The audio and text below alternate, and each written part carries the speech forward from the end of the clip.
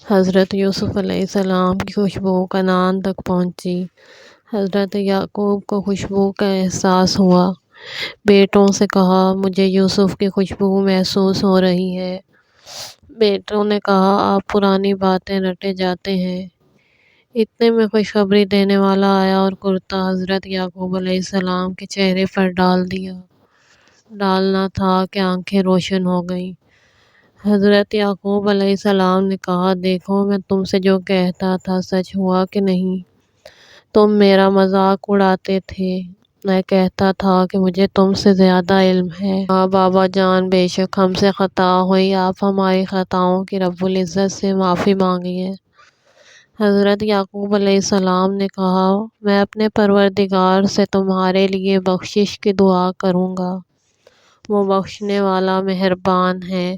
پھر حضرت یعقوب علیہ السلام پورے گھر والوں کے ساتھ مصر کو روانہ ہوئے۔ جب مصر کے قریب پہنچے تو حضرت یوسف نے بڑھ کر والدین کا استقبال کیا اور ان کو عزت کے ساتھ لا کر تخت پر بٹھایا۔ پھر سب حضرت یوسف علیہ السلام کے آگے سجدے میں گر گئے، اس لیے کہ اس وقت یہی تعظیم کا طریقہ تھا۔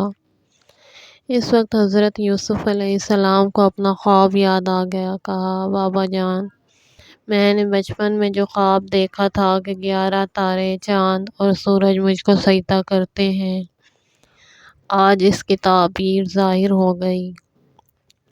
میرے پروردگار نے میرے خواب کو سچا کر دکھایا۔ اس نے مجھ پر بڑے بڑے احسانات کیے، مجھے قید خانے سے نجات دی، آپ کی زیارت نصیب کی، بھائیوں سے جو کشیدگی پیدا ہو گئی تھی اس کو دور فرمایا۔ بے شک میرا رب جاننے والا اور حکمت والا ہے۔ حضرت یوسف علیہ السلام نے اللہ تعالیٰ کی بہت تعریف کی اور بہت بہت شکر ادا کیا۔ اس میں حضرت یعقوب علیہ السلام زمانے تک رہے اور وہیں حضرت یعقوب اور ان کی بیوی کی وفات ہوئی۔ وفات کے وقت حضرت یعقوب علیہ السلام نے اپنے سب بیٹوں کو بلا کر فرمایا، اے میرے بیٹوں، مجھے بتاؤ کہ میرے مرنے کے بعد تم کس کی عبادت کرو گے؟ انہوں نے ایک زبان ہو کر کہا کہ آپ کے باپ دادا ابراہیم اور اسماعیل اور اسحاق کے معبود کی عبادت کریں گے۔ حضرت یعقوب علیہ السلام نے کہا، اے میرے بیٹو، اللہ تعالیٰ نے تمہارے لیے اس دین کو خالص کر دیا ہے۔ دیکھو، اس دین سے نہ پھرنا، تمہاری زندگی اسلام ہی میں بسر ہو اور اسلام ہی کی حالت میں تم کو موت آئے۔ حضرت یوسف علیہ السلام اس بڑے ملک کی ذمہ داریوں کے باوجود بھی اللہ کی یاد سے ایک لمحہ بھی غافل نہیں ہوئے اور نہ اپنا طرز عمل بدلا۔ اللہ تعالیٰ کو یاد کرتے تھے، عبادت کرتے اور اسی سے تقوی اختیار کرتے تھے۔ ملک میں جو حکم دیتے تھے اللہ کے حکم کے مطابق حکم دیتے۔ حضرت یوسف علیہ السلام کے دل میں بادشاہت کی عزت نہ تھی، ملک کی قدر نہ تھی، دین کی قدر تھی، بندگی کی عزت تھی۔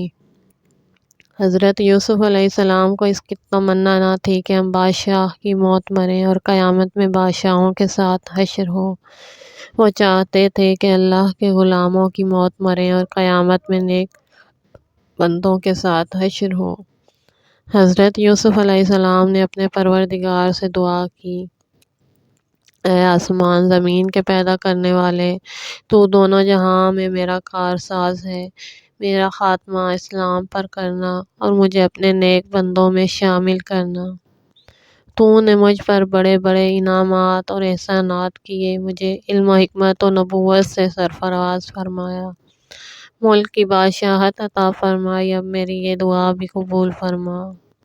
اللہ تعالیٰ نے ان کی دعا قبول فرمائی، ان کا خاتمہ اسلام پر کیا اور ان کو ان کے باپ دادا ابراہیم علیہ السلام، اسماعیل علیہ السلام اور اسحاق علیہ السلام سے ملا دیا۔